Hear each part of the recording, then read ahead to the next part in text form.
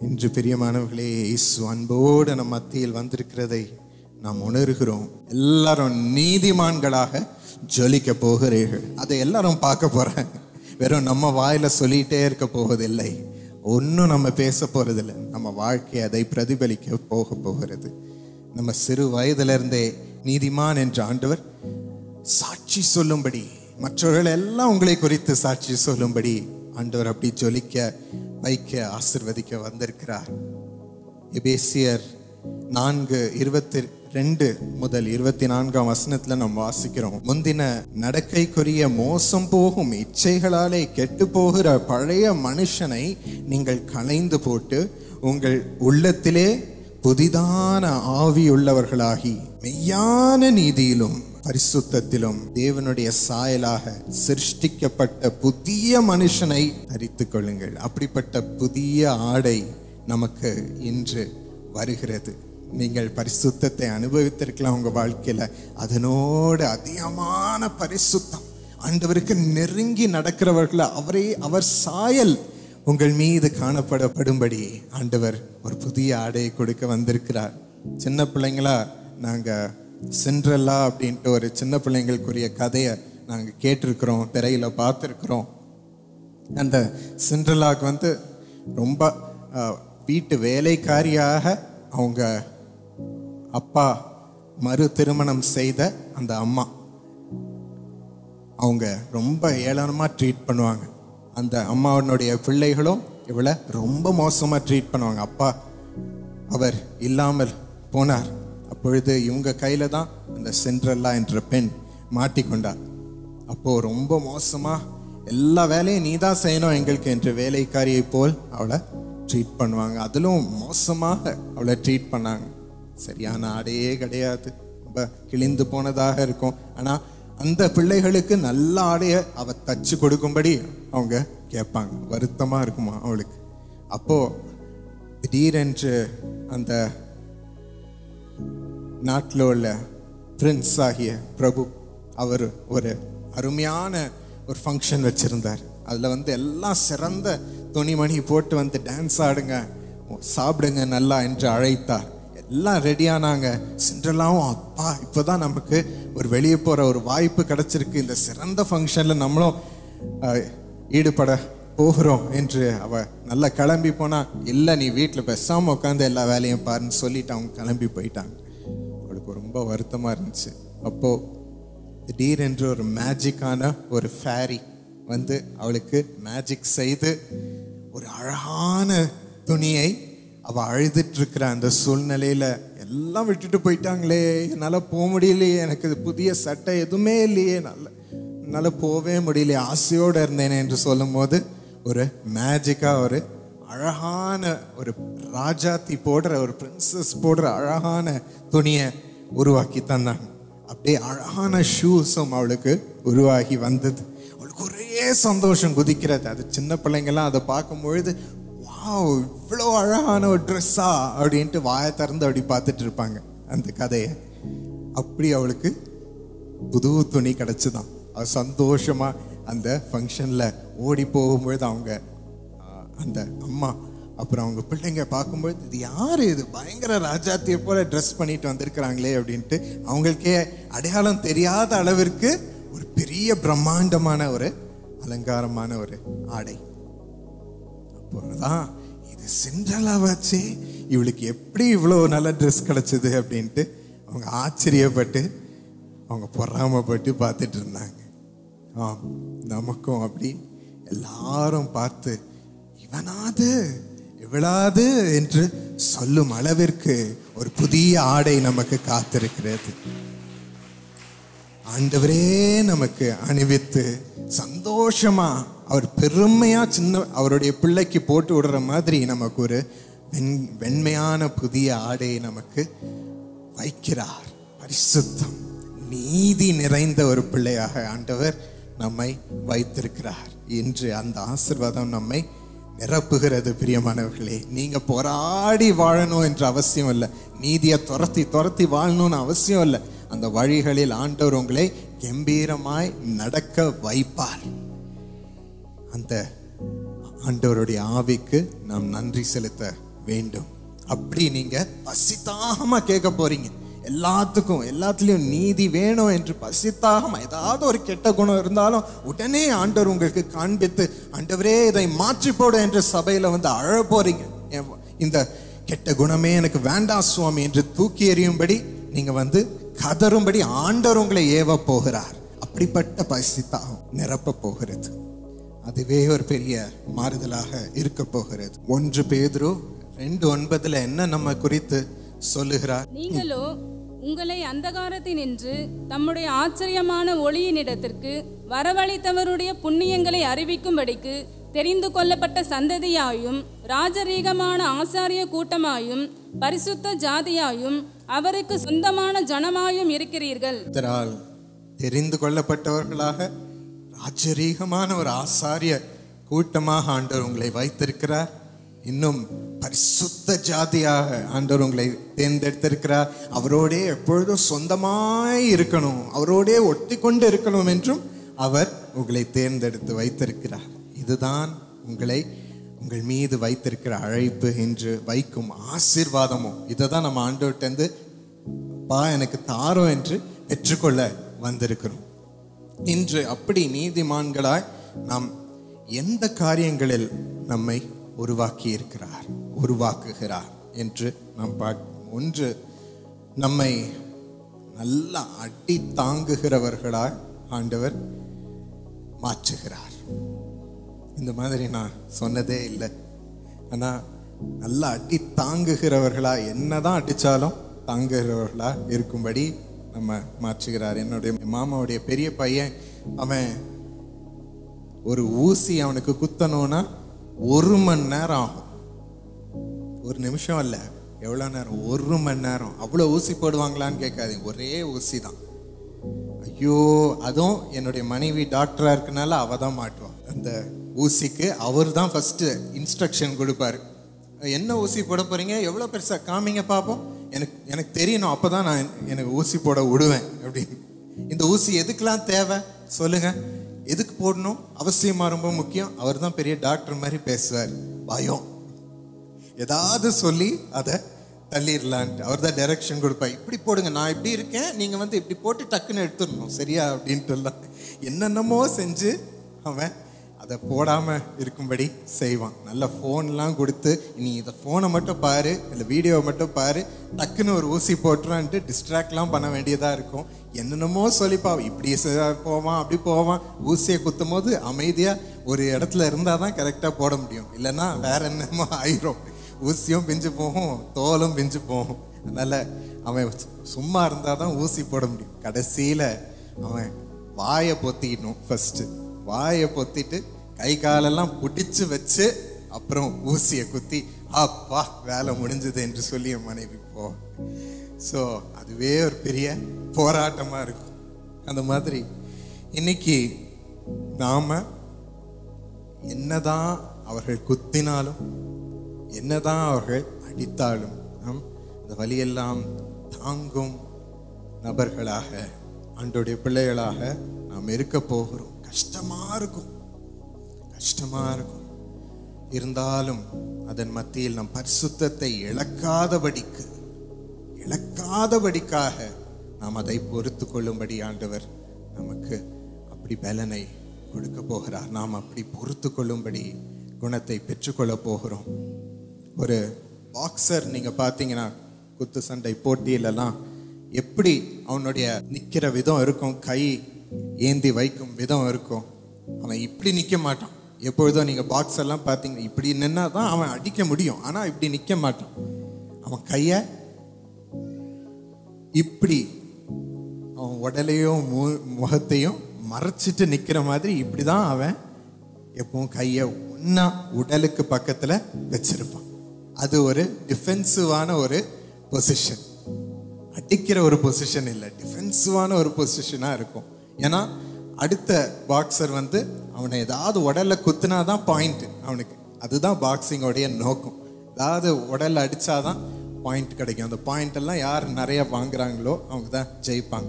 அப்படி உலக பிரசித்தி பெற்ற ஒரு சாம்பியன், இப்போ சமீபத்தில் உள்ள ஒரு சாம்பியன், அவனுடைய விளையாட்டே எப்பவும் அடிச்சு மைக் டைசன் மாதிரி அடிச்சு அவனை ஒரே அடி 2 அடியில அவனை வீழ்த்தி ஜெயிக்கிறது அல்ல. எப்பவும் அவன் இப்படி உடலுக்கு பக்கத்திலே கை வச்சு டிஃபென்சிவாவே நிற்பான். அடுத்த பாக்ஸர் வந்து அடிப்பான். இவன் எப்பெல்லாம் அந்த அடுத்த பாக்ஸர் அவனை மிஸ் பண்றானோ உடனே ஒரு அடி டக்குன்னு கொடுப்பான், ஒரு கவுண்டர் அடி டக்குன்னு கொடுப்பான். எப்பெல்லாம் அந்த பாக்ஸருக்கு அடிச்சு பார்த்து டயர்ட் ஆறானோ அப்பதான் இவன் அடிக்க ஆரம்பிப்பான். அது வரைக்கும் அவன் பாதுகாத்து கொண்டே இருப்பான். அது வரைக்கும் ஒரு அடி கூட படாதபடி அந்த கோச் சொல்வார், ஏய் மூஞ்ச மறடா, மூஞ்ச காமிக்காத, உன் கையை கரெக்டா வச்சுக்கோ, மறைச்சுக்கோ, ஒரு அடி கூட உன் மேல படக்கூடாது, மூஞ்ச கவர் பண்ணு அப்படின்னு அந்த ட்ரெயினர் சொல்லிட்டே இருப்பார் பின்னாடி இருந்து.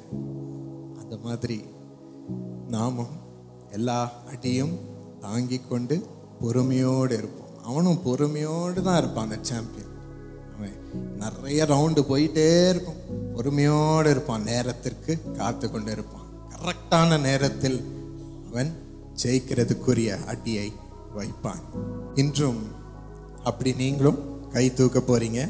ஆனா அவன் தூக்குற விதத்துல இல்லை, ஆண்டவருக்கு நேரா நீங்க அதே மாதிரி தூக்க போறீங்க. மற்றவர்கள் நம்மை வெறுக்கும் பொழுது, நமக்கு எதிர்த்து அடிக்கும்படி வரும் பொழுது, நமக்கு எதிராக பேசும் பொழுது, அப்படியே அந்த வலியை நமக்குள்ள வச்சு வச்சு வச்சு அந்த வலி அப்படியே புண்ணாகிறது, இருதயம் புண்ணாகி விடுகிறது. அதிலிருந்து அந்த புண்கள்ல இருந்து கோபம் வருகிறது. அவர்களை போலவே நாமும் அவர்கள் செஞ்சதுக்கு பதில் செய்ய வேண்டும், பதில் பேச வேண்டும், அவங்களையும் நாம அழிக்க வேண்டும் என்றெல்லாம் எண்ணம் வருகிறது. இப்படி அநீதியான காரியங்கள் நமக்குள்ளும் வர தொடங்குகிறது. நம் நீதி அப்படியே கெட்டு போகும்படி எண்ணங்கள் வருகிறது. அதற்கு தான் இன்று ஆண்டவர் சொல்லுகிறார், நீங்கள் உங்களை அடி தாங்குகிறவர்களாக நான் வைக்க போகிறேன் என்று. ஆனால் அந்த அடி வரும்பொழுது வலிக்கிறது அல்லவா? அதை தான் சங்கீதம் 69:14-15 வாசிக்க கேட்போமா? சங்கீதம் 69:14-15. நான் அமிழ்ந்தி போகாதபடிக்கு சேற்று நின்று என்னை தூக்கிவிடும், என்னை பகைக்கிறவர்களினின்றும் நிலையாத ஜலத்தினின்றும் நான் நீங்கும்படி செய்யும். ஜலப்பிரவாகங்கள் என்மேல் புரளாமலும் ஆழம் என்னை விழுங்காமலும் பாதாளம் என்மேல் தன் வாயை அடைத்து கொள்ளாமலும் இருப்பதாக. என்னை பகைக்கிறவர்களின் இடத்திலிருந்து ஆண்டவரே நீங்கும்படி செய்யும். அவர்கள் பகை பயங்கரமா இருக்கு. அது எப்படி இருக்கு? ஜலப்பிரவாகங்கள் என்மேல் புரளுகிறது போல, ஆழம் என விழுங்குறது போல, பாதாளம் என்மேல் வாயை அடைத்து கொள்ளும்படி என்னை விழுங்கும்படி வர்றது போல இருக்கிறது. நான் அப்படியே அமிழ்ந்து போகிறது போல இருக்குதே சுவாமி, பயமா இருக்கு. அப்படி வருகிறார்கள் வெறியோடு. எனக்கு உள்ளமெல்லாம் உடைந்து போகிறது. அதே போல் 19-20 நாம் வாசிக்கிறோம், அவர்கள் செய்கிற காரியங்களின் மூலம் வெட்கம் நமக்கு வருகிறது. வாசிக்க கேட்போமா? தேவரீர் என் நிந்தையையும் என் வெட்கத்தையும் என் அவமானத்தையும் அறிந்திருக்கிறீர். என் சத்துருக்கள் எல்லாரும் உமக்கு முன்பாக இருக்கிறார்கள். நிந்தை என் இருதயத்தை பிளந்தது. நான் மிகவும் வேதனைப்படுகிறேன். எனக்காக பரிதபிக்கிறவன் உண்டோ என்று காத்திருந்தேன், ஒருவனும் இல்லை. தேற்றுகிறவர்களுக்காக காத்திருந்தேன், ஒருவனையும் காணேன். இவ்வளோ வெட்கமா இருக்குதே சுவாமி. அவங்க பண்ண காரியத்தை பார்த்து பொய்யா சொல்லி அநீதியா செஞ்சு அநியாயமா செஞ்சு எனக்கு வெட்கமா, குடும்பத்துல வெட்கம், அப்பா என் வேலையில வெட்கம் இருக்குது, ஊழியத்துல வெட்கமா இருக்குது சுவாமி. ஆண்டவரே, இதை வைத்து நான் எப்படி முகம் காட்டுவேன்? உம்முடைய பிள்ளை என்று எப்படி நான் முகம் காட்டுவேன் சுவாமி? அப்படி செஞ்சுட்டாங்களே பாரு. யாராவது எனக்கு நல்லது சொல்வாங்க, எனக்கு ஆறுதல் சொல்வாங்க என்று பார்த்தேன். அதற்கும் யாருமே இல்லை. பரிதபிக்கவும் யாரும் இல்லை, தேற்றுவதற்கும் யாருமே இல்லை. இப்படி தனிமையா அந்த வெட்கத்துல நான் மூடி மறைத்து வைத்திருக்கிறேனே சுவாமி என்று. இப்படிதான் அவள் அடிக்கும் பொழுது நமக்கு தாங்க முடியாம வெட்கத்தில் வந்து நம்மை விடுகிறது. பிரியமானவர்களே, கஷ்டமாக தான் இருக்கிறது. அவர் ஒவ்வொரு கண்ணீரையும் அப்படி நாம் அழும் பொழுது கணக்கு வைக்கிறார் என்று நாம் பார்க்கிறோம். சங்கீதம் 56:8 நம் கண்ணீரை துருத்தியில் வைத்திருக்கிறார் என்று நாம் பார்க்கிறோம். ஒவ்வொரு கண்ணீரையும் அவர் துருத்தியில் வைத்து கணக்கு வைத்திருக்கிறார், முக்கியம் என்று கருதுகிறார், அதை கேட்கிறார். சங்கீதம் 6:7 வாசிக்க கேட்போமா?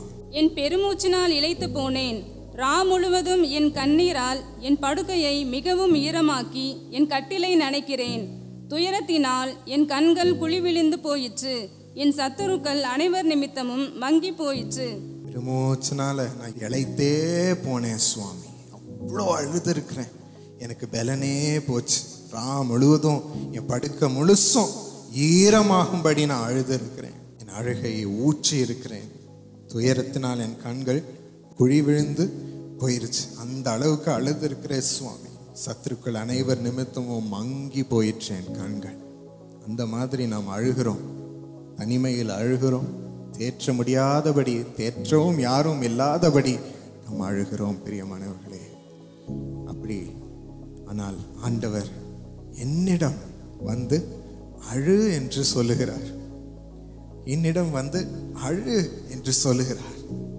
அன்னாள் அப்படிதான் வந்து தனக்கு பிள்ளை இல்லாத சூழ்நிலையில் அவங்க கணவர் என்னதான் நேசித்தாலும் வந்து சாப்பிடு என்று நிறைய உணவுப் பொருட்களை கொடுத்தாலும் ஒன்றும் சாப்பிட மாட்டேன், என்னை ஒன்றும் தேற்ற முடியாது, எனக்கு பிள்ளை இல்லை என்று சொல்லி அடுத்த மனைவி அவள் குத்தி கொண்டே இருந்தாள். உனக்கு பிள்ளை இல்லையா, நீ மலடியா இருக்கிறியா என்று சொல்லி குத்தி கொண்டே இருந்தாள். அவளால் தாங்க முடியல, அழுதுகிட்டே இருந்தாள். வந்து ஆலயம் பாதையில வந்து அழுதாள், உள்ளத்திற்குள் அவள் அழுதாள், வாய் மட்டும் அசைந்தது. அதை பார்த்து அங்குள்ள போதகர் ஏலி அவர் வந்து கேட்டார், வாய் மட்டும் அசைறத பார்த்துட்டு என்ன குடிச்சிட்டு வந்திருக்கிறியாமா, ஏமா இப்படிலாம் பண்ற அப்படின்ட்டு கேட்டார். அப்போ அவ சொன்னா, இல்லை எனக்கு உள்ளத்தில் அவ்வளோ ஏக்கம் இருக்குது, உள்ளத்தில் அவ்வளோ நான் வச்சிருக்கிறேன், என் இருதயத்தையே ஆண்டவருக்கு முன்னாடி நான் கொட்டுகிறேன், எனக்கு அவ்வளோ வருத்தம் இருதயத்திற்குள் இருக்கிறது என்று சொல்லி அவள் அழுகையெல்லாம் ஆண்டவர் பாதத்தில் வைத்தார். அதையும் ஆண்டவர் எதிர்பார்க்கிறார், உள்ளத்தையே கொட்டும்படியாக நம்மை அழ சொல்லுகிறார், வேற எதற்கும் இல்லை. எல்லாத்தையும் உள்ள வைக்காதே, புண்ணாகும்படி நீ வைக்காதே, அநீதியான எண்ணங்கள் வரும்படி உனக்கு உள்ளத்தில் வைக்காதே. அழும் பொழுது நம்ம யாராவது ஏதாவது செஞ்சுட்டா நமக்கு சோர்வு வருது, நம்ம ஜெபத்துக்கு போகவே முடிய மாட்டேங்குது, ஆண்டவர்கிட்ட சொல்லணும்னு தோணவே மாட்டேங்குது. நமக்கு இந்த உலகத்திலே பார்த்து கோபம் தான் வருகிறது, வருத்தம் தான் வருகிறது. ஆனா ஆண்டவர் நமக்கு என்று சொல்லி தருகிறார், என் முன்னாடி வந்து அழுது உன் இருதயத்தை கொட்டிவிடு, அந்த வருத்தமான எண்ணங்களை எல்லாம் கொட்டிவிடு என்று ஆண்டவர் சொல்லுகிறார். இது எனக்கும் உனக்கும் பரிசுத்தமான ஒரு இடம், ஒரு மறைவிடம். இது அவர் சட்டைகளுக்குள் இருக்கும் ஒரு நிழலா இருக்கும் ஒரு மறைவிடம். இது இங்கு வந்து நீ அழ வேண்டும், இங்கு வந்து உன் உள்ளத்தின் வருத்தங்களை எல்லாம் வெளியே கொட்டிவிட வேண்டும், என் பாதத்தில் கொட்டிவிட வேண்டும். அதை நான் ஒரு துருத்தியில் வைத்து காத்து கொள்ளுகிறேன். ஏன்னா அந்த ஒவ்வொரு கண்ணீரும் முக்கியமானது, ஒவ்வொரு கண்ணீரும் எனக்கு என் பாதையில் நீ சிந்தும் கண்ணீராக இருக்கிறது, விலை உயர்ந்தது, அப்படி நான் கருதி வைக்கிறேன். அப்பொழுது நாம் வாசிக்கிறோம், நம் கண்ணீரில் கூட பரிசுத்த ஆவியானவர் தான் பேசி நம் வருத்தங்களை எல்லாம் ஆண்டவருக்கு முன் பேசும்படி, நம் கண்ணீரின் வார்த்தைகளை எல்லாம் ஆண்டவருக்கு முன் பேசும்படி, நமக்காக வழக்காடும்படி பரிசுத்த ஆவியானவர் பேசும் வார்த்தையாக இருக்கிறது. ரோமர் 8:26 வாசிக்கிறோம், ஆவியானவரும் நம்முடைய பலவீனங்களில் உதவி செய்கிறார், நாம் ஏற்றபடி வேண்டிக் கொள்ள வேண்டியது இன்னதென்று அறியாமல் இருக்கிறபடியால் ஆவியானவர் தாமே வாக்கு கடங்காத பெரும் மூச்சுகளோடு நமக்காக நம் மூலம் நமக்குள்ளிருந்து அவர் வேண்டுதல் செய்கிறார், நமக்காக வேண்டுதல் செய்கிறார். பரிசுத்த ஆவியானவர் நம் கண்ணீரை எல்லாம் ஆண்டவருக்கு முன் வைக்கிறார். நாம் மாத்திரம் அழுவதில்லை பிரியமானவர்களே, அந்த நேரத்திலும் பரிசுத்த ஆவியானவர் நம் வருத்தங்களை எல்லாம் ஆண்டவருக்கு முன் தெரிவித்து, பாரும் சுவாமி, இவர்களுக்கு நீதி நீர் செய்ய வேண்டும் என்று சொல்லி நமக்காக வழக்காடுகிறார் பிரியமானவர்களே. அதனால அந்த கண்ணீரின் நேரமும் அவ்வளவு முக்கியமானதாய் இருக்கிறது, ஆண்டவருக்கு முன் இருக்கிறது. யார்கிட்டயோ அழுறேன் என்று ஒரு மூலையில் உட்காந்து தனிமையாக தான் நான் அழுதுட்டு இருக்கிறேன், யாரும் கேட்கறதில்ல, ஆண்டவர் கேட்கறதில்லன்னு ஒரு பொழுதும் நினைக்காதீங்க. இதுதான் அதற்கு பின் நடக்கும் காரியம். பரிசுத்த ஆவியானவர் உங்கள் கண்ணீரை எல்லாம் ஆண்டவருக்கு தெரிவிக்கிறார். உங்கள் வார்த்தைகள் அல்ல. நீதிமான்களுக்கு இப்படிப்பட்ட ஒரு அனுபவம். ஆண்டவர் அதையெல்லாம் ஜாக்கிரதையாக பரிசுத்த ஆவியானவர் சொல்லி வழக்காடும் பொழுது கேட்கிறார். அதையே நாம் சங்கீதம் 6, 8, 9 வசனத்துல வாசிக்கிறோம். அக்கிரமக்காரரே, நீங்கள் எல்லாரும் என்னை விட்டு அகன்று போங்கள். கர்த்தர் என் அழுகையின் சத்தத்தை கேட்டார். கர்த்தர் என் விண்ணப்பத்தை கேட்டார். கர்த்தர் என் ஜெபத்தை ஏற்றுக்கொள்ளுவார். எப்படி சொல்ற விதமே மாறிடுச்சு. அழுதிருக்கிறேன் என்று வருத்தப்பட்டு சொல்றதோட இப்பொழுது அவர் எழுந்து, ஆண்டவரே, அக்கிரமக்காரரே, நீங்கள் எல்லாம் என்னை விட்டு நீங்கி போங்க என்று தைரியமா சொல்றார். ஏனென்றால் அந்த நேரத்தில் நாம் ஆண்டவருக்கு முன் பரிசுத்த ஆவியானவர் மூலமாக கொட்டும் அந்த கண்ணீரின் வார்த்தைகளை கொட்டிவிடும் பொழுது அதற்கு பின் பரிசுத்த ஆவியானவர் மூலமாகவே ஆண்டோடைய பலன் நம்மை நிரப்புகிறது. ஒரு தெய்வீக சமாதானம் முதலாவது நம்மை அபரிவிதமாய் நிரப்புகிறது. இருதயத்தின் ஆழத்துல சமாதானம் இறங்குகிறது. வருத்தத்தின் வார்த்தைகள் அல்ல, கோபத்தின் வார்த்தைகள் அல்ல, மனுஷீக எண்ணங்கள் அல்ல. அதெல்லாம் நீங்க கொட்டி இருக்கிறீங்க, வெளியே நீங்க கொட்டி இருக்கிறீங்க. இனி உள்ளே ஆண்டோடைய சமாதானம் பொறுப்பெடுக்கிறது. சமாதானத்துக்குரிய வழிகள் என்று ஆண்டவர் சொல்றார் எரேமியாவில். அந்த வழிகளுக்குள் நீங்கள் போக தொடங்குகிறீர்கள். சமாதானம் நிரப்புது இருதயத்தை. ஒரு புது விசுவாசம் வருது. இனி ஆண்டவர் என் ஜெபத்தை கேட்டிருக்கிறார் என்ற விசுவாசம். அந்த விசுவாசத்துல தான் இவர் சொல்லுகிறார், அக்கிரமக்காரரே, நீங்கள் எல்லாரும் என்னை விட்டு அகன்று போங்க. கர்த்தர் என் அழுகையின் சத்தத்தை கேட்டார். கர்த்தர் என் விண்ணப்பத்தை கேட்டார். கர்த்தர் என் ஜெபத்தை ஏற்றுக்கொள்வார். ஹல்லேலூயா என்று சொல்லி ஆண்டவருக்கு முன் தைரியமாக, பகைஞர்கள் முன்னும் தைரியமாக, இனி அப்படிப்பட்ட உடைஞ்சு போன இருதயத்தோட அல்ல பிரியமானவர்களே, சமாதானம் நிறைந்த இருதயம், தேவ பலன் பெற்ற விசுவாசம் நிறைந்த இருதயம் உங்களுக்குள் ஸ்தாபிக்கப்படுகிறது. அதை வைத்து செட்டைகளை அடித்து நீங்க எழும்ப ஆண்டவர் செய்கிறார். காத்திருக்கிறீங்க இல்லையா ஆண்டவர் பாதத்துல? இது செட்டைகளை அடித்து ஆண்டவர் மீது பறக்கும் ஒரு நேரம் உங்களுக்கு தொடருகிறது பிரியமானவர்களே. இன்றும் அந்த பெரிய அனுபவத்திற்குள் நம்மை கொண்டு போகிறார். நம்ம ஒரு தடவை இந்த சமாதானத்தை ருசி பார்க்கும் வழி இதுதான். ஆனா ருசி பார்க்கும் பொழுது இனி என்னதான் மற்றவங்க செஞ்சாலும் நமக்கு அந்த சின்ன பையன், என் மாமாவோடைய சின்ன பையன், இப்பெல்லாம் முட்டும் பொழுது அவனுக்கு ஒரு வழியும் வர மாட்டேங்குது. ஏன்னா மறுத்து போச்சு, முட்டி முட்டி மறுத்து போச்சு, அடி வாங்கி மறுத்து போச்சு. அவன் தடால்னு ஒரு சத்தம் கேட்கும், ஐயோ அழப்போறான்னு பார்த்தா அவன் பாட்டுக்கு எஞ்சி திருப்பி ஓடுவான்.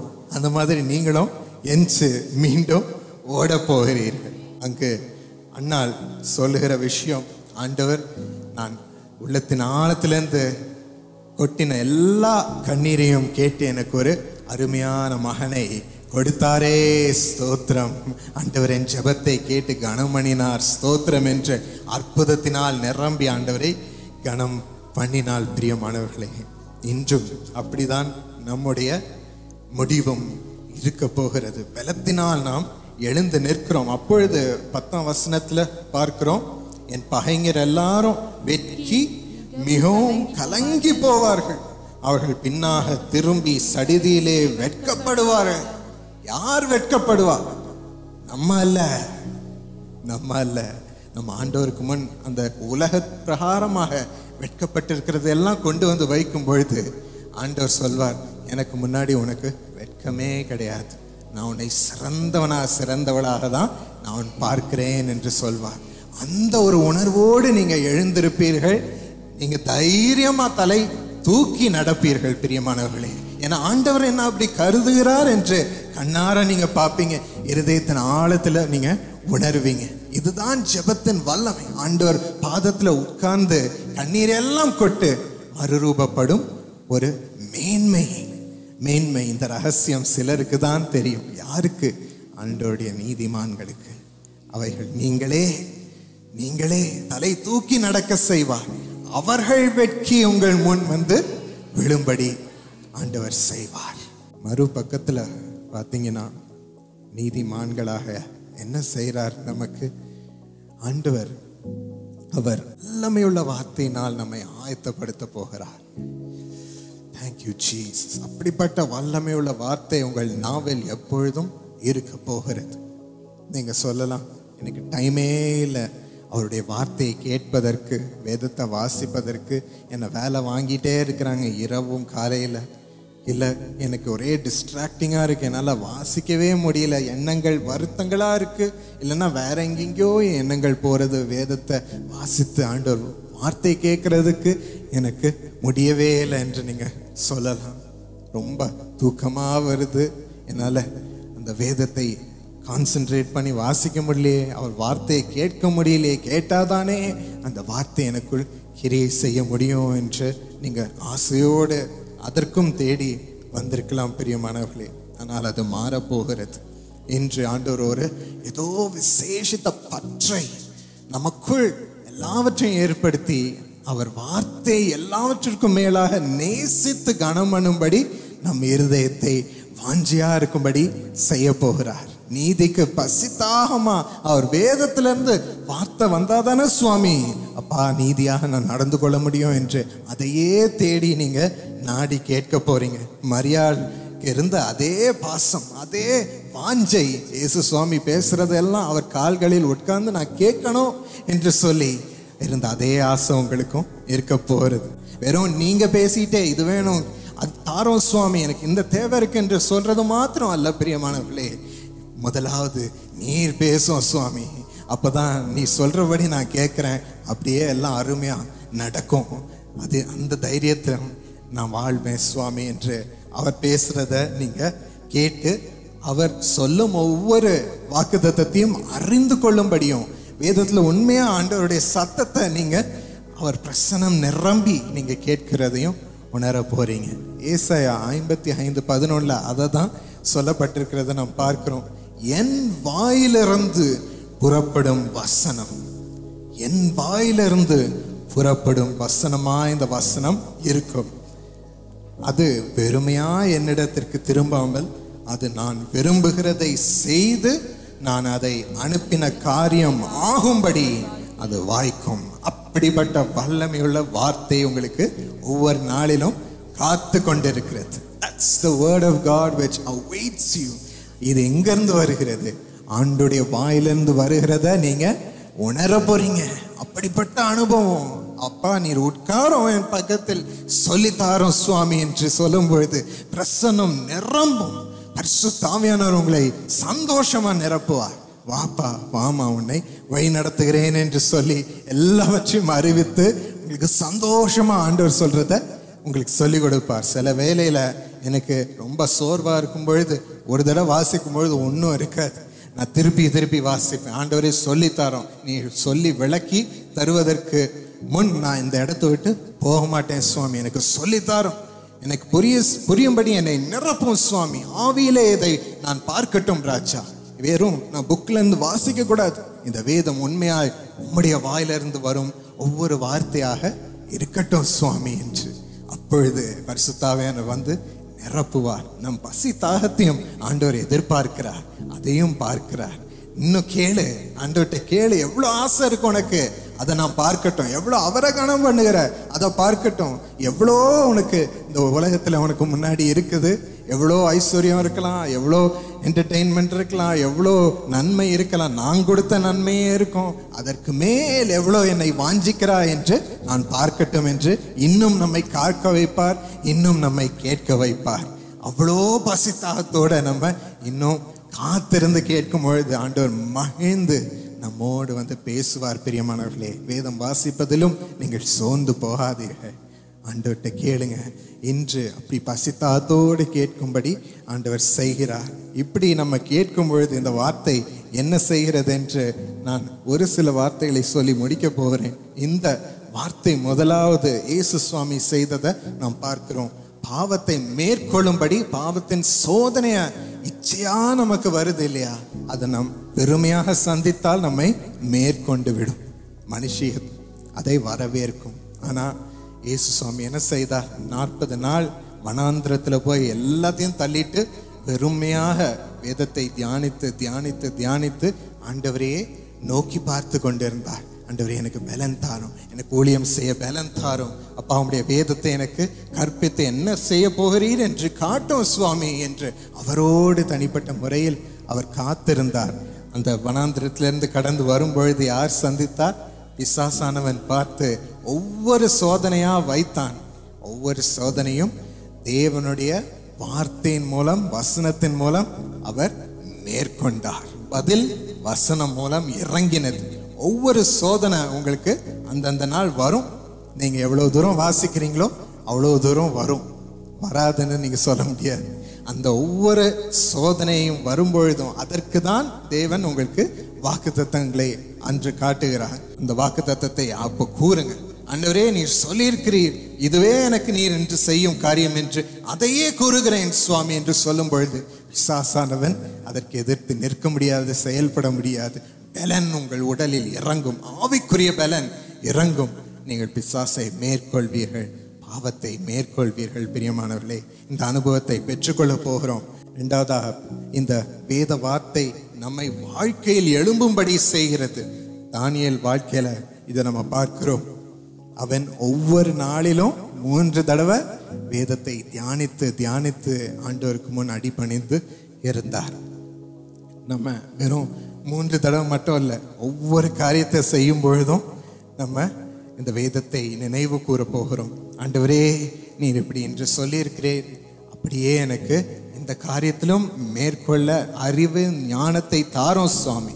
இப்போ நான் படிக்க உட்கார போறேன் சுவாமி, இந்த நேரத்திலையும் உம்முடைய வாக்கு தத்துவம் நிறைவேறட்டும் சுவாமி என்று சொல்லி ஆண்டவரோடு சேர்ந்து படிக்கும்படி, ஆண்டவரோடு சேர்ந்து எங்கேயா வெளியே போகும் பொழுது அவரை பெற்று செல்லும்படி, ஆண்டவரோடு சேர்ந்து காரை ஓட்டும்படி, ஆண்டவரோடு சேர்ந்து நீங்க உங்க வேலை ஸ்தலத்தில் வேலை செய்ய ஆரம்பிக்கும்படி, ஆண்டவரோடு சேர்ந்து ஒவ்வொரு முடிவும் எடுக்கும்படி அந்த வாக்குத்தத்தத்தை சொல்லி சொல்லி அதை ஆண்டவர் அங்கு நிறைவேற்றும்படி பலன் தருவார். உங்களுக்கு எல்லா தேவையான ரிசோர்ஸ் தருவார், பண தேவையை சந்திப்பார், உங்களுக்கு தயவை எல்லார் சுற்றிலும் கொடுப்பார். அதற்கு ஆண்டவருக்கு ஒவ்வொரு காரியத்தின் பின்னும் நன்றி செலுத்தி ஆண்டவரே, எனக்கு வாக்குத்தத்தத்தை நிறைவேற்றினதற்கு ஸ்தோத்திரம் என்று சொல்லி மேற்கொண்டு பெருகி கொண்டே போங்க. அப்படிதான் தானியேலும் ஒவ்வொரு காரியத்திலையும் ஆண்டவருடைய ஞானத்தை வெளிப்படுத்தினார். ராஜாவுக்கு ரொம்ப பிடிச்சு போச்சு. 10 மடங்கு எல்லாரோடையும் ஞானம் அதிகரித்து இருக்கிறது என்று சொல்லி அவர் இவனை கொண்டாடினார். ஏதோ விசேஷம். எல்லா ஞான சாஸ்திரிகள் வயதானவர்களாக இருந்தாலும் அவர்களையும் மேற்கொள்ளும் இந்த வாலிபனின் ஞானம் பயங்கரமாக இருக்கிறது என்று அதை பாராட்டினார். அப்படி விசேஷம் ஒவ்வொரு காரியத்திலையும் காணப்பட்டு எல்லா ராஜாக்கள் கண்கள்லையும் அதிகாரிகள் கண்கள்லையும் தயவு பெற்று நீங்கள் ஏறி நிற்கும்படி ஆண்டவர் செய்வார். அந்த வார்த்தையை நான் அனுப்புவேன், அது வெறுமையா என்னிடத்திற்கு திரும்பாமல் அது நான் விரும்புகிறதை செய்து நான் அதை அனுப்பின காரியம் ஆகும்படி வாய்க்கும் என்று ஆண்டவர் சொல்லியிருக்கிறார். அப்படி உங்களுக்கு தீர்மானித்ததை எல்லாம், அந்த வார்த்தை நிறைவேற்ற வேண்டியது எல்லாம் நிறைவேறும். அந்த விசுவாசத்தோட அந்த வார்த்தையை கூறுங்க பிரியமானவர்களே. கடைசியாக அந்த வார்த்தை ஒரு மற்றவர்களுக்கு, ஆண்டவரை அறியாதவர்களுக்கு முன் அவர்களை ரட்சிக்கும் வல்லமை பெற்றிருக்கும் வார்த்தையாக இருக்கிறது. ஆண்டவர் தேவ வார்த்தை உங்களுக்கு ஏற்றபடி அவர்களிடம் பேசும்படி சொல்லுவார். அவர்கள் இருதயத்தை ஆறுதல் பெறும்படியும் அவரை வழிநடத்தும்படியும் அவர்களை ஆண்டவரை பார்க்கும்படியும் அந்த இருதயத்தை திறக்கும். அப்படிப்பட்ட வல்லமையுள்ள ஜீவ வார்த்தையாக இயேசு அந்த வார்த்தை மூலம் செல்லுகிறார் ஒவ்வொரு இருதயத்திற்கும். அப்படிப்பட்ட வார்த்தைகளை உங்களுக்கு வேதத்தின் மூலம் தரப்போகிறார். எஸ், அதையே நீங்கள் கூறுங்கள். அப்படி ரட்சிப்பின் சந்தோஷம் உங்களை சுற்றிலும் உள்ள ஒவ்வொருவர்களுக்கு ஃபர்ஸ்ட் இறங்கும். இந்த ஆலயத்தில் கூட சரி, உங்கள் மூலம் மற்றவர்கள் எழும்புவார்கள், இன்னும் வீட்டில் உள்ளவர்கள் எழும்புவார்கள். நீங்கள் செல்லும் இடம் எல்லாம் ஒரு ரட்சிப்பை நீங்கள் இந்த வார்த்தையின் மூலம் கொண்டு வருவீர்கள். இதையெல்லாம் அனுபவிக்கும் நாட்கள் நம் முன் இருக்கிறது பிரியமானவர்களே. இப்படிப்பட்ட வல்லமையுள்ள வார்த்தை நம் மூலம் கிரியை செய்யும்படி ஆண்டவர் நம்மை ஆசீர்வதித்து நீதிமான்களாக ஸ்தாபிக்கிறார். ஸோ இன்றும் இந்த வேளையிலும் ஆண்டவரை இந்த ஆசீர்வாதங்களுக்கு நோக்கி பார்க்க போகிறோம். ஆண்டவரே, நீதான் சுவாமி, நீர் போதும் சுவாமி. அப்பா, என்னை சுமந்து கொள்ளும் ராஜா. இப்பொழுது என்னை நோக்கி பார்த்து எல்லா கண்ணீரையும் அப்பா, என் வலியின் கண்ணீரை எல்லாம் முன் நான் சிந்தும் பொழுது, வைக்கும் பொழுது நோக்கி பாரோ சுவாமி என்று கொட்டுகிறேன் என்று சொல்லுங்க பிரியமானவர்களே. இப்பொழுது பரிசுத்த ஆவியானவர் உங்களை ஜெபிக்கும்படி உங்களை நடத்த வந்திருக்கிறார். The Holy Spirit is here to lead you to pray. இருதயத்தின் ஆழத்தில் வைத்திருக்கிற ஒவ்வொரு கவலைகளையும் கொட்டு என்று சொல்லுகிறார். நீ யாருக்கும் சொல்ல முடியாமல், யாரிடமும் பராமரிப்பு பெற முடியாமல், யாரும் பரிதபிக்க முடியாமல், ஆறுதல் சொல்ல முடியாமல் உனக்குள்ளே வைத்திருக்கிறாயே, நான் இயேசு வந்திருக்கிறேன் அல்லவா என் மகனே, என் மகளே, என்னிடம் சொல் என்று சொல்லுகிறார். இதுவே நாம் அழும் நேரம் பிரியமானவர்களே. ஆண்டவருடைய பிள்ளைகளாய் ஆண்டவருடைய குடும்பத்தில் அவருக்கு முன் அழப்போகிறோம். அதற்கு எழுந்து நின்று ஆண்டவரை கனமணி உள்ளத்தில் வைத்திருக்கிறது எல்லாம் கொட்டுங்க. உங்க கனவுகளை எல்லாம் கொட்டுங்க. ஆண்டவர்கிட்ட நிறைவேற வேண்டியதை எல்லாம் கொட்டி கேளுங்க. பிறர் உங்களை பாதிக்க, உங்களை அப்படியே அடிக்க, உங்களை வெறுக்க, உங்களை அப்படியே நிர்மூலமாக்கும்படி வகை தேடி வருகிறார்களே, அவங்க வஞ்சனையின் வழிகளை எல்லாம் பார்க்கிறீர்களே, அதையெல்லாம் சொல்லுங்க பிரியமானவர்களே. வேற யார்கிட்ட சொல்ல போறோம்? நம் பரம தகப்பனிடம் சொல்ல வேண்டும். அதற்கு இயேசு வந்திருக்கிறார். இந்த இடத்தை முழுவதுமாய் நிரப்பி இருக்கிறார். பரலோகம் உங்களுக்கு காத்திருக்கிறது. Heaven is waiting to hear from you. அவர் பிள்ளையா இருக்கிற, விலையுயர்ந்த பிள்ளையா இருக்கிற உங்களுக்காக காத்து கொண்டிருக்கிறார். இப்பொழுது ஆண்டவர் செவி கேட்கும்படி பேசுங்கள் பிரியமானவர்களே, அழுங்கள் பிரியமானவர்களே. நீ எனக்கு நீதி செய்ய வேண்டும் சுவாமி, வேற யார்கிட்ட போவேன், வேற யார் எனக்கு உதவி செய்வா என்று சொல்லி உங்க அப்பாவிடம் சொல்லுங்க. உங்க ரட்சகரிடம் எல்லாத்தையும் கொட்டுங்க. ஆனால் இருதயத்தின் ஆழத்தில் இருந்த அனைத்தையும் கொட்டினாலே, இயேசுவே ஆண்டவரே நீர்தான் எனக்கு அடைக்கலம் என்று சொல்லி எல்லாத்தையும் கொட்டினாள். இன்று இயேசு நமக்காக இருக்கிறார் பிரியமானவர்களே. நமக்காக அடிபட்ட அந்த வழியில் சென்றிருக்கிறார். அவர் அறிந்திருக்கிறார், அந்த வழியின் வழியை அறிந்திருக்கிறார், அந்த பாதையின் வழியை அறிந்திருக்கிறார். அவரிடம் தைரியமாக சொல்லுங்க. அவரிடம் எல்லாவற்றையும் கொட்டி விடுங்கள். உங்கள் பிள்ளைகளை குறித்து அனைத்து பாரங்களையும் கொட்டிவிடுங்கள். அவள் எதிர்காலம் தீர்மானம்படி செழிக்க வேண்டும் சுவாமி. அவள் வாழ்க்கையில் உம்முடைய வழிகளை ஸ்தாபிக்க வேண்டும் என்று கேளுங்கள் பிரியமானவர்களே. இப்பொழுது ஆண்டவர் கேட்கிறார். ஒவ்வொரு ஜெப விண்ணப்பத்தையும் கேட்டுக்கொண்டு இருக்கிறார். நான் இன்னும் பரிசுத்தமாக வேண்டும் என்று நிறைய பேர் கேட்கிறீர்கள். அந்த சத்தத்தை ஆண்டவர் கேட்கிறார். ஆண்டவரே, நான் மலடியா இருக்கிறேனே என்று கேட்கிறீர்கள். எனக்கு ஒரு குழந்தை தாரும் சுவாமி. அந்த சத்தத்தை ஆண்டவர் கேட்கிறார். இப்பொழுது பிசாசு என் வீட்டிலிருந்து நீர் துரத்த வேண்டும் சுவாமி. உம்முடைய அக்கினி என் குடும்பத்தை சுற்றி எரிய வேண்டும் என்று அழுது ஜெபிக்கிறீர்கள். ஆண்டவர் இந்த சத்தத்தை கேட்கிறார். இப்பொழுது என் உடலில் சுகம் வர வேண்டும் சுவாமி. பல நாட்களாய் காத்திருக்கிறேன். எனக்கு நீதி நியாயம் செய்யும். என்னை எழுப்பி உம்முடைய தீர்மானத்தை நிறைவேற்ற கொண்டு செல்லும் சுவாமி என்று ஆண்டவர் அந்த சத்தத்தை கேட்கிறார். இப்பொழுது ஒவ்வொரு தேவை, படிப்பின் தேவைகளை ஆண்டவர், வேலைகளில் உயர்வு வேண்டும் என்று சொல்லும் தேவைகளை கேட்கிறார். எஸ், தைரியமாக ஆண்டவரிடம் சொல்லுங்கள். கதறி உங்கள் இருதயத்தின் அழுகையெல்லாம் வலியெல்லாம் கொட்டுங்கள் பிரியமானவர்களே. இதுவே நேரம். அது பரிசுத்த ஆவியானவர் உங்கள் மூலம் ஆண்டவரிடம் வழக்காடி கொண்டிருக்கிறார். ஹல்லேலூயா. அவரை கனம் பண்ணுவோமா? பரிசுத்த ஆவியானவருக்கு நன்றி செலுத்துவோமா? Thank you Holy Spirit for helping us in our weaknesses. இப்பொழுது சுவாமி, நீரும் ஜனங்கள் கொட்டி இருக்கிற அனைத்து தேவைகளையும் கேட்டிருக்கிறீர். அப்பா, உம்முடைய வல்ல கரத்தை இப்பொழுது எங்களுக்கு நேராய் நீட்டும். ஆசீர்வதியும் சுவாமி. ஒவ்வொருவர் மீதும் தெய்வ உன்னத ஆசீர்வாதம் இறங்குவதாக. மனிதன் வாழ்த்துவதற்படி அல்ல சுவாமி, தேவன் ஆசீர்வதித்து பல மடங்கு உயர செய்கிறீரே, அந்த ஆசீர்வாதத்தை எங்கள் மீது வையோம் வையோம் வையோம் சுவாமி. சிறு பிள்ளைகள் மூலம் முதல் பெரியோர் வரைக்கும் உம்முடைய ஆசீர்வாதம் நிரப்பி கொண்டிருக்கிறதற்கு வழிகள் எல்லாம் ஸ்தாபிக்கப்படுகிறது. நன்றி என்று சொல்லுங்க. நான் அல்ல பிரியமானவர்களே, நீங்களும் இயேசுவும் தான், நீங்களும் இயேசுவும் தான், இயேசுவும் அவர் செல்ல பிள்ளையும் தான் ஒவ்வொருவரையும் நிரப்புகிறார், நிரப்புகிறார். He is filling you with the Holy Spirit. பலன் இறங்குகிறது. நீங்கள் காத்ததற்கெல்லாம் பரிசு இறங்குகிறது. காத்ததற்கெல்லாம் விசுவாசம் இறங்குகிறது. சமாதானம் ஊற்றப்படுகிறது. சந்தோஷம். நீங்களே அறியாமல் சிரிக்கிறீர்கள். இழப்பின் மத்தியில் நீங்களே அறியாமல் சிரிக்கிறீர்களே. இது என்ன சந்தோஷம்? இது பரலோக சந்தோஷம். ஹல்லேலூயா. ஸ்தோத்திரம் பண்ணுங்க பிரியமானவர்களே. ஆண்டவர் கொடுக்கும் பூர்ண சந்தோஷம், பூர்ண விடுதலை, பூர்ண பலன், பூர்ண சமாதானம் எங்களை நிரப்புவதற்கு ஸ்தோத்திரம் அப்பா, ஸ்தோத்திரம் அப்பா. Thank you Lord.